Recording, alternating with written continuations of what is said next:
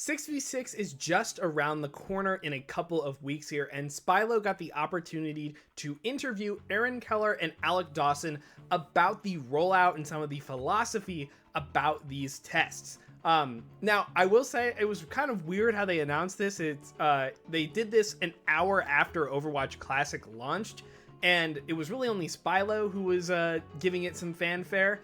I don't think they really tweeted about it as much. It was kind of weird. I don't really know why they did this right now. They couldn't wait like a day or two to let Overwatch Classic marinate, but I'm glad that it happened. And I do want to talk about some of the pretty key takeaways and also some interesting things that I thought. This is not a complete rundown. Please go watch this entire interview on Spylo's channel. I'll link it below. It is a really good listen.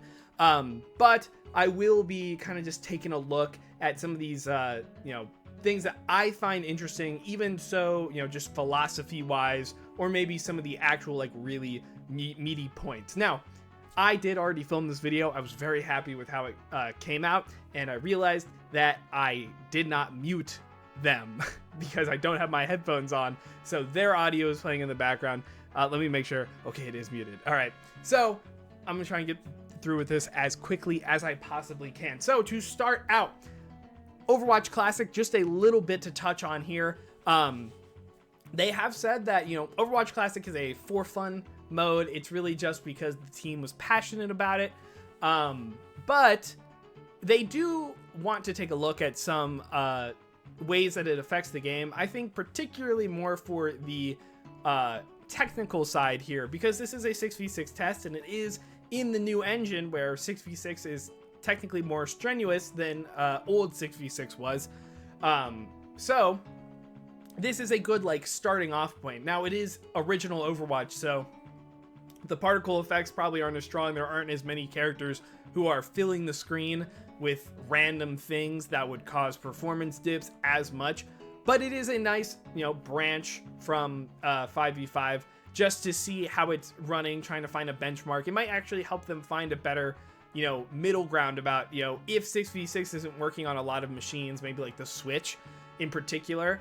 But it worked, or 6v6 with every character, but it worked in that 6v6 test with Overwatch Classic. Then they can better find the way to hone it if it were to actually get super implemented in the game. So that's a nice technical thing that they are talking about, but also just generally, I think the popularity of the mode, and I think they're really going to be experimenting with queue times and splitting the player base, which we'll talk about a little more later on with 6v6. But another interesting thing that they talked about that I really thought was cool was that every year for 1 week during November, they actually everybody in the Overwatch team, they get to work on kind of whatever silly project that they want. They tell them to go nuts. They call it Harvest Fest. So they kind of come up with prototypes and random things, maybe depending on your position in the development team, maybe you come up with models and art and everything.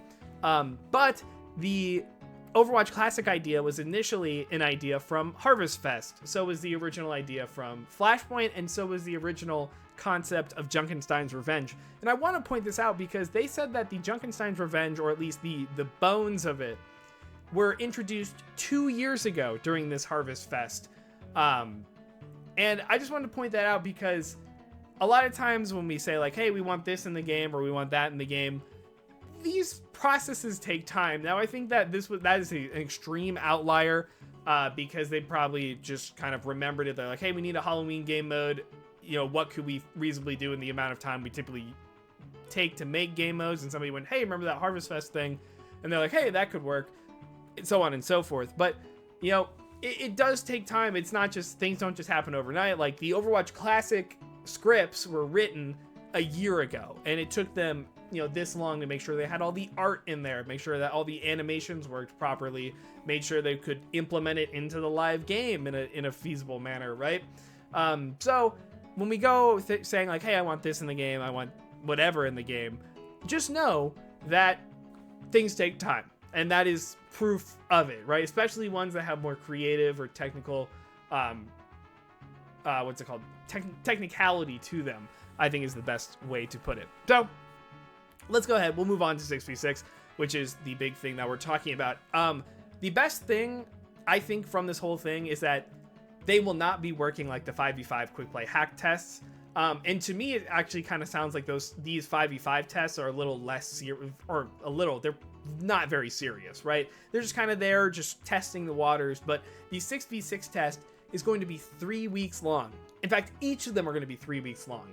And a season is typically only like, 8 to 9 weeks, 2 months per se. So the majority of the season, there is going to be some sort of 6v6 test going on at all times, right? And the 2221 is actually going to come first with a balance patch.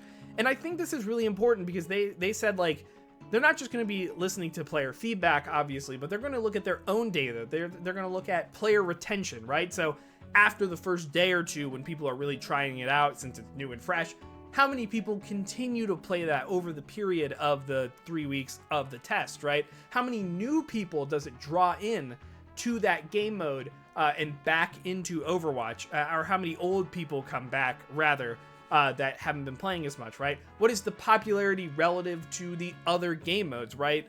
By the end of it, is the regular quick play or competitive more popular or still getting played more than 6v6, or is 6v6 still holding its own even after 3 weeks of playing it? And of course, we talked about it more, but more technical stuff, right? There's different, they need to test all the tech, make sure it runs well on every computer, or at least to an extent, right? And having the full scope of all the Overwatch abilities will really test that, right? I think if you guys have ever played a couple of games where a bunch of ults happen all at one time, sometimes the server can crash. Will that be more often in 6v6? That's not even what the technical stuff that I was talking about with like computers and running it. That's like their own servers and everything. There's a lot that goes into it. So I think there are a lot of things that they are looking at for these tests, and they're giving them the time of day and they're taking their time. And I think that is a really good thing to hear. Also, something I didn't mention earlier about Overwatch Classic is that, if they continue to go through different points of the game's life cycle, that's different, levels and combinations of abilities that might cause the performance to be more demanding. So they're going to hopefully be able to kind of hone in on one that works the best and kind of work towards that as well.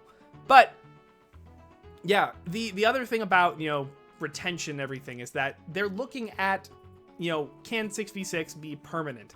Should it be something like Overwatch Classic where it will, maybe be around 3 weeks every 2 seasons? I don't know if they're actually gonna do that for Overwatch Classic, but it's around pretty often, but not all the time. It's more of like hey, it's time again for 6v6, come back and play a little bit. Or is it just kind of like a biannual game mode, right? That could also be something. It just kind of depends on its popularity and how it affects the game in general, how it affects queue times for everybody, for all different types of queues. With that being said, they are pretty gung-ho about right now 5v5 is here to stay. They are not abandoning 5v5, and it will be the game mode, at least I assume, for a very long time. If 6v6 really does prove to be that popular, maybe 6v6 will become the main game mode, but it sounds like to me that they want to have 6v6 and 5v5, if they were both implemented permanently, both have competitive and both have quick play, so that there isn't really a main game mode per se when you talk about that, which I think is really interesting. They also talk about how maybe some queues, they use the example of open queue, but it could be anything, maybe some arcade modes that get removed because 6v6 is permanent, so they don't split the player base that much, which I think is crucial, right? But also, just kind of gleaning from a lot of the tests that they've been doing, they've been experimenting with a lot of open-ish queue formats with 5v5 and 6v6. So I think they're really trying to cover their bases here about like, do people care if, maybe we have 5v5 and 6v6, but they're both open queue, so that the queue times aren't bad either way. Maybe one of them will be open queue and the other will be role locked, right? Depending on how people feel about it, that's also another way. So they're really trying to like test the waters everywhere and cover as many bases as possible, so that If they think they found a nice solution, they already have some data to back it up and some feedback to back it up as well, which I think is really important going forward. Also, they're also a little open to having different balance for 6v6 and 5v5, similar to how they have different tank health for open queue. There's a world where there's not as many passives in 6v6 if they're both together, right? If they're both in the game at the same time, that tank health is lower and maybe cooldowns are longer and certain things work differently. Maybe some reworks will be reverted, but they also say that they're very cautious about this because game feels a little strange and jarring when you go from one mode where you feel one way and then you go to the next mode and then your character plays completely differently, even though the game itself doesn't play as different. It's really weird, right? There's a bit of a player experience kind of, you expect a through line about how your character plays, what they're capable of through all the modes, right? So I think in like open queue tank health, that's something that doesn't matter so much because it's not as noticeable, and since it's on tanks, they generally have a high survivability anyways, so just cutting their health by a certain percentage doesn't actually cut their survivability by that same percentage, if that makes sense, right?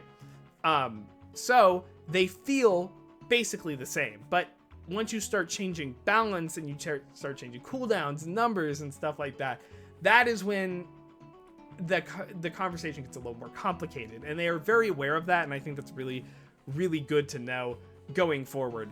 Speaking of balance patches, let's talk about some of the things that they have internally so far in the 6v6 build that we are probably going to play. So lots of tank reversions back to their Overwatch 1 states. So, Zarya can bubble one ally and herself. There are different separate cooldowns.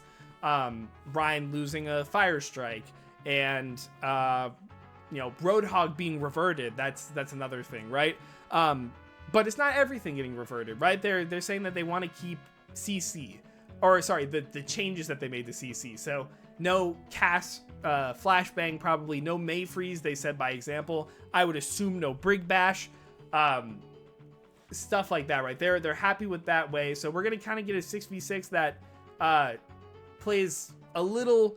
It's similar, obviously, to 6v6, but some of those problems are solved by things that they added to Overwatch 2, or changed about Overwatch 2. One of them being, passives, right? Role passives. The tank role passes are going to be going away, except for the ult the ult generation one, right? Because that one isn't really as noticeable. But specifically, the DPS passive will stay. And I think that's actually a really interesting thing to try, because the DPS passive was to counteract sustain metas in 5v5, but, sustain is a really big problem in 6v6. So having a way to counteract that is actually, I think, a pretty healthy idea. We'll have to see how that goes. Maybe they'll turn it up a little bit as well, if it's really hard. But on that topic, they are aware of AoE abilities being really good and tuning them down, specifically characters that weren't in 6v6, right? So, I think about, like, they said the example of, like, Mauga Cage and Lifeweaver Tree, and I think that would also apply to Cardiac and Queen Shout and those types of abilities, right? Being kind of toned down, because those were really strong in 6v6. Since, it's not as open, you don't have as much freedom, a lot of times you would play together or closer to allies more often, so that AoE then becomes better in turn, right? So they're taking a look at that, but I'm actually curious, what things are going to be affected by that, because I think, Brig and Bap, those were like the AoE sustained demons in 6v6, especially in those poke comps, but Bap and Lucio in brawl comps was also really, really good. That's typically what you played. But what about characters like Juno? Because in my opinion, Pulsar Torpedoes, that's effectively an AoE ability. It functions differently, but it's a sustain ability that in an area around the front of her, like a cone, she can give sustain, right? So, are they going to miss that? Are they going to catch that? I'm not exactly sure. I think that's something that we're going to have to keep a really close eye on about some of these Overwatch 2 abilities and characters, and see how well they actually do deal with them, basically, right? The other thing that I think is really interesting and a hard conundrum to solve is supports. Certain supports, they said in their tests, were underperforming or felt like they were only heal bots. They said like Kiriko and Lifeweaver, since there were more resources health-wise that they have to keep track of, and since tanks are squishier, they really need to look at their tanks more. So they've said that they've increased their healing numbers so that you spend less time healing and you're more able to work and play. And I think that on paper, that's a really good thing, right? Keep the feel of the aggressive support that can make plays, but I am a little concerned that that is going to make those characters too good, and they're, you know, it might also, again, just like make a sustain meta, right? Like where healing is too high, where burst healing is too high, especially with somebody like Lifeweaver. I don't know. That is going to be something we really need to keep a close look at that first 222 test when that comes out in season 14. Okay, moving on from balance in 6v6, let's just talk about general Overwatch 1 philosophy that they've turned away from. Not too much here. They said that they kind of initially saw Overwatch 1 as a defensive-oriented game. That's why there's so many chokes and everything like that, and most of the game modes, 3 out of 4 of the launch game modes, were asymmetrical, right? So it'd be like attacking, defending, and defenders always have the advantage there. And they've sort of shifted away from that and also gone a little too far into the direction of having symmetrical game modes. Now 4 out of the 6 competitive game modes we have are symmetrical game modes, and I think they've said that they recognize that they think it's gone a little too far. They've lost a little bit of that that dynamic that original Overwatch 1 had, but the point being is that they said that original Overwatch, they wanted to force teams to work together, and that's where these chokes came from. And that is a great idea on paper, and I had plenty of, in organized play, especially in Overwatch 1, you really did have to work together and super, super close knit, especially in some of those brawl comps, death ball comps like that. But on ladder, that just does not happen, right? It was hard enough to break 2CP in organized play, but on ladder, when just, think of it like this, right? If you need all pieces of the puzzle to solve it, to get through a choke or something, and you only have control of one of the pieces and all the others are scattered around doing their own thing, that's not fun, right? I think Overwatch has historically asked a little too much from a team of random people who don't know how to communicate together to work extremely well together to find success. And I think Overwatch 2 did a really good job of remedying this, and I think that they are aware that this is not, like, that original Overwatch 1 style is not really what they want to have. I think they want to have closer to that Overwatch 2 type, and that's where those symmetrical maps came in to play, and that's why they made so many of them. That at least is kind of what I'm gleaning from this. So they want to keep, they want you to be able to have teamwork together, and that's a really core part of Overwatch. And part of 6v6 is, the synergies with tanks and peeling. Really, that's a lot of teamwork as well. But they still want everyone to have the agency to some level, some playmaking potential, more like they do in Overwatch 2 5v5. I think that's going to be a really tough balancing act that we really want to take a look at when the 6v6 test hits as well. And the last thing I have is that they want to have more strategy in the match. But not only in the match, but pre-match as well. So they want you to be able to have more agency, more things to have a say over the game in match, and specifically before the match. That sounds to me like they're trying things like hero bans or a map banning system or something like that, right? Where you have a little more choice and interactivity with more things in Overwatch.